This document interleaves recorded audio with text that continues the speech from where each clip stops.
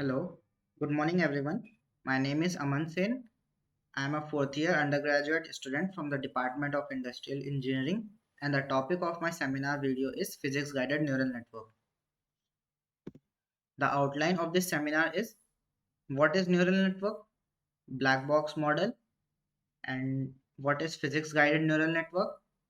We will take up a case study, we will evaluate some of the models, and we will conclude. So, coming to our first slide, what is neural network?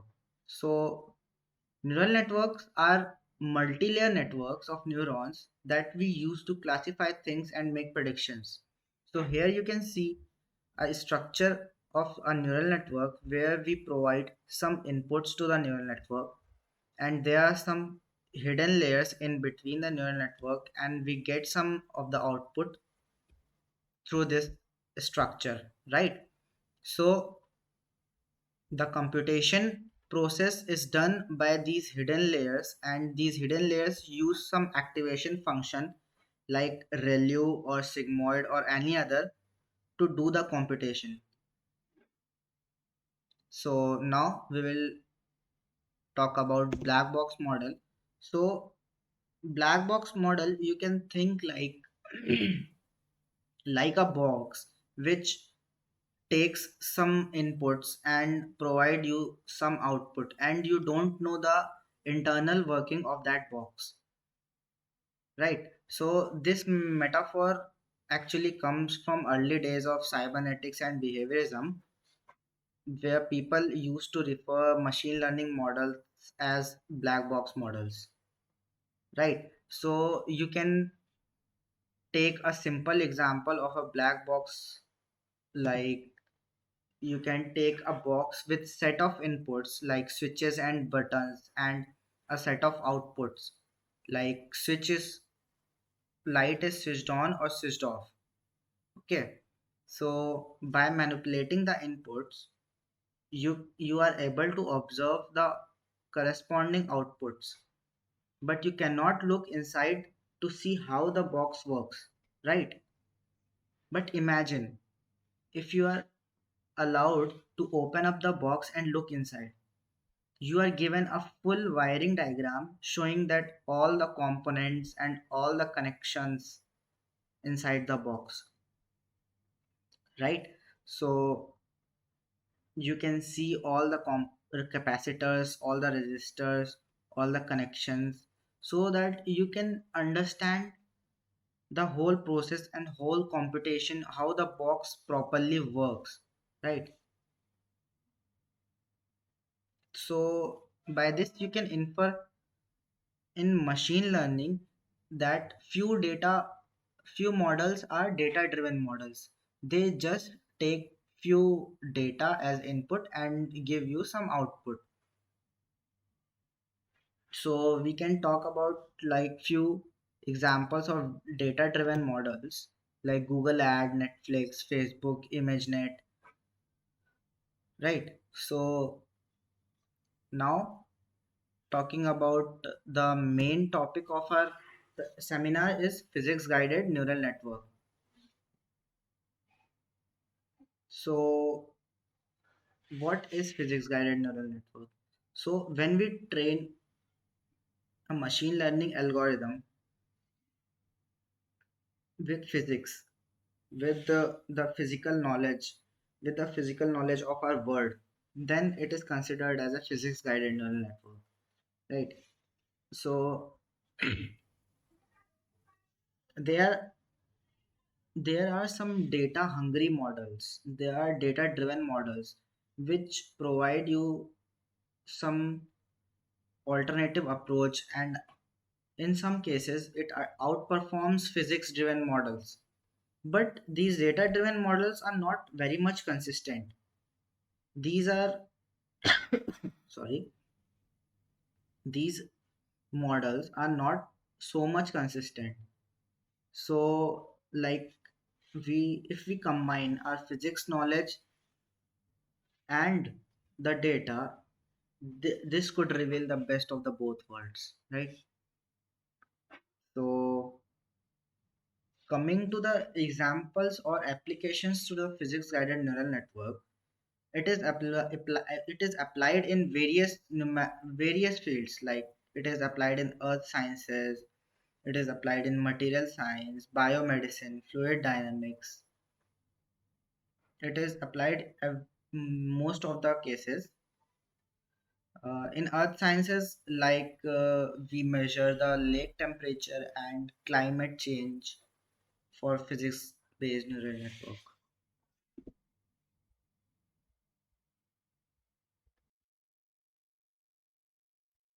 Now we will look some we will look on this graph. Like you can see that here the x-axis is the use of data and y-axis is the use of scientific theory, right? So if a model uses more and more data, it is known as a black box neural network. And if a data uses only scientific theories and low data, then it is considered as physics based models. But if we combine both data and scientific theories, it becomes a physics guided neural network, and the model is a lot more consistent and a lot more efficient than these models, right?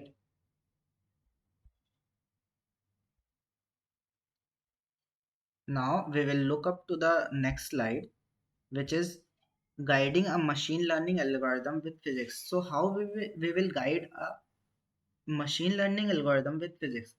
So there are basically two steps.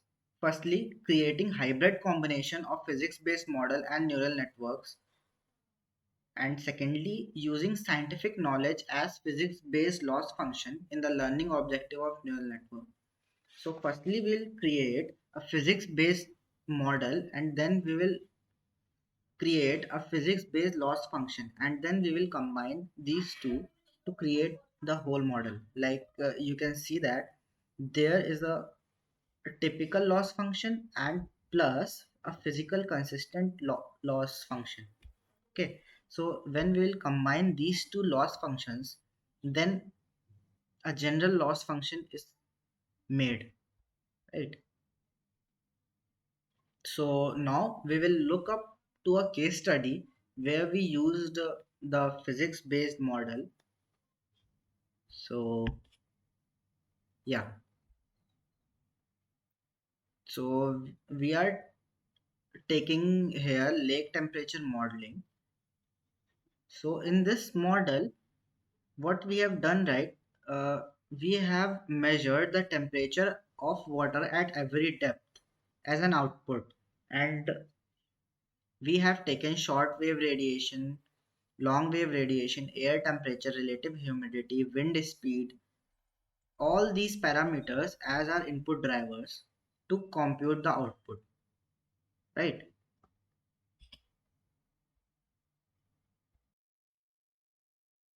So as mentioned in the previous slides, we will look up from the perspective of physics based modeling, right? So we will consider some of the physical parameters of water, like water temperature controls the growth, survival, and reproduction of biological species living in the lake. Therefore, observations and predictions of temperature are crucial for understanding the change. So, we will do two things. Firstly, feature engineering. So, in feature engineering, we use a model called General Lake model to generate few new features and feed them to the neural network. Right. While constructing the hybrid physics models, physics based interpretations are ingested as an input to the data science model. What I'm trying to say that the output of general lake model is given as an input of a neural network, right? So now we will see some relationships based on firstly we will see the loss function. So the loss function is the training loss plus L1 norm plus L2 norm. This is the general loss function. And when we add a physics based loss function to this, it will become a whole loss function. And now we will see the physical relationships between temperature density and depth density. So as you can see, the water has the highest density at 4 degrees Celsius, and it decreases sharply as the temperature goes above the 4 degrees Celsius, right? And talking about the depth and density, as the depth increases, the density of the water also increases monotonically here, right? So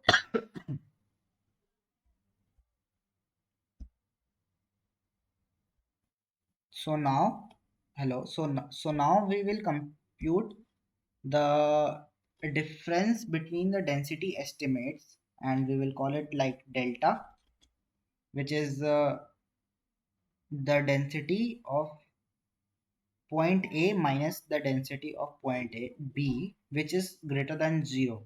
So we will compute like this: if the density of point A is greater than point B, we will give a negative feedback to the model, or else we will do nothing, right? So as a positive value of delta can be viewed as a violation of physics based equation on depth d and time t. Okay, and we have evaluated on the basis of ReLU function over the delta, right?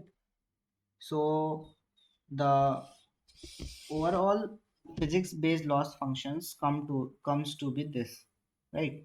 So by this we have prepared the physics based loss function, and we will add up this loss function to our main loss function, and by this we will train our model, and we will compute the various outputs, right? So now we will continue with the next slide of evaluation. So in evaluation, we are considering four models which are compared and evaluated, right? So first model is PHY, physics. So this is a physics based model or GLM model for the lakes, like. And the next one is black box model. So in black box model, we have used three non-linear regression models: SVM, RBF, and LS Boost. All these models were trained to predict the temperature using the same set of input drivers as PGNN, but without using any knowledge of physics, right? So these black box models doesn't use the knowledge of physics, right? So, and the third one is PGNN 0. This is an intermediate model. So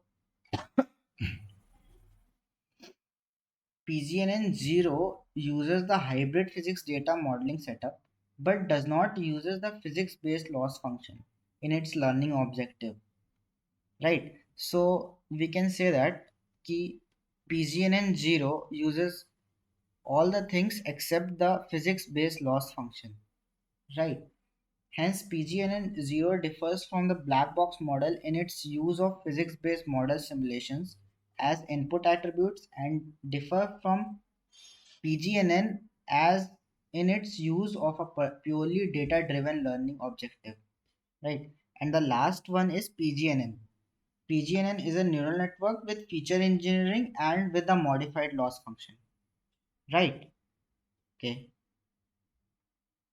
So now we will consider the two evaluation matrices for the performance of our different algorithms. The first one is RMSE, root mean square error, and the second one is physical inconsistency.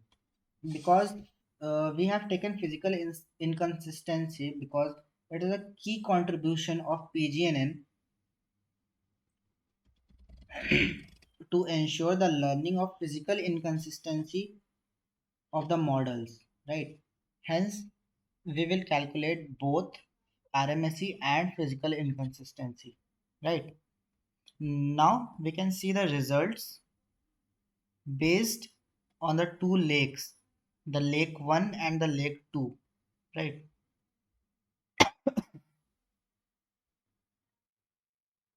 Here, x-axis is the physical inconsistency of the model and y-axis is the RMSE calculated, right?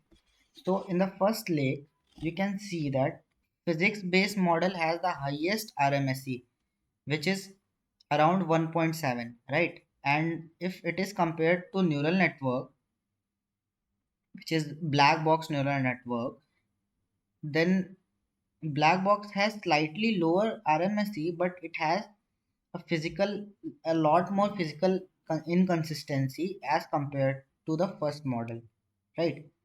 And if we compare PGNN with PGNN 0, then we can see that RMSE is almost same in both cases, but physical inconsistency is lot more in the case of PGNN 0, right? So in the second leg, the we can say similarly like PHY has a lot more RMSE and PGNN 0 has lot more inconsistency as compared to PGNN, right? So the result shows that PGNN has the lowest RMSE and these models are physically consistent, right? So we can see in the case of second lake, the temperature, the average RMSE score of neural network and PGNN on this lake are 2.07 and 1.93, right? On the other hand, PGNN is able to achieve an average RMSE of 1.79, right? While being physically consistent. So we can say that PGNN is the hybrid model which has the lowest RMSE and it is very much physically consistent as compared to other models. So now we can now come to our last slide, conclusion and future work, right? So the research direction of PGNN can be implemented with other related fields on producing interpretable data science results, right? In particular, the use of physics-based equations and physics-based knowledge for interpreting the results of data science methods needs to be explored. There are a number of directions of future research that can be explored. Like, for example, we can present a simple way of constructing hybrid physics data models where physics-based interpretations are ingested as an input in the data science models, right? And next we can we can do the theoretical analysis studying the impact of introducing physics-based loss functions on the various models. And for a specific problem like lake temperature modeling, given the spatial and temporal nature of the problem domain, a natural extension would be to exploit the spatial and temporal dependencies on the test instances. So now I can conclude that the paradigm of PGNN, if effectively used, could help in combining the strength of physics-based and data science models and opening a novel era of scientific theory based on both physics and data. Thus, if we combine our data with our physical knowledge, with our scientific knowledge, with our scientific theories, we can come up with the best of both worlds. By this, I want to conclude my seminar. Thank you.